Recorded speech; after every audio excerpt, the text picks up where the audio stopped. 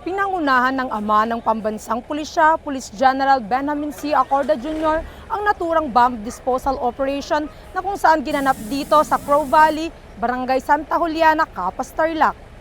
Nakibahagi sa naturang disposal operation ang mga tauhan ng Regional Explosive Ordnance Unit ng Ilocos Region, Cagayan Valley Region, National Capital Region, Cordillera at Calabarzon na kung saan dala-dala ang kanilang mga na-recover na pampasabog sa ilalim ng pangangasiwa ni Police Brigadier General Antonio Albert G. Magno, Director ng PNP EOD K9 Group. Kasama din ang miyembro ng Special Operations Wing ng Philippine Air Force sa pamumuno ni Brigadier General Antonio Francisco Jr., Wing Commander.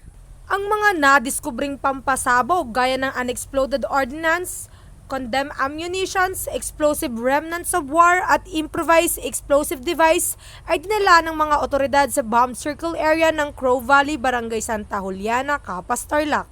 Kaya naman para sa kaligtasan ng bawat isa, kanilang binaon sa lupa ang mga nadiskubring unexploded ordnance at sabay-sabay itong pinasabog na kung saan ito ay nasilayan ni Chief PNP.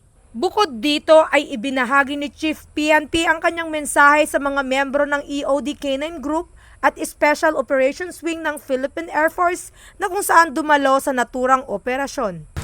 Today, as we gather for the disposal operations of unexploded ordnance, discarded military munitions, explosive remnants of war and other improvised explosive devices, we are reminded of the vital role of the PNP EOD K9 Group plays in ensuring the security and safety of our nation.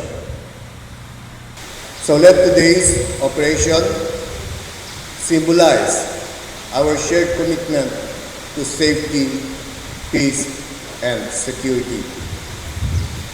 Together, we will build a safer, more secure Philippines where the threat of criminality and violence is minimized or eliminated pag tayo po ay nagkakaisa. And let the rule of law prevail. Again, maraming salamat. Mabuhay ang Philippine National Police at mabuhay ang serbisyong nagkakaisa.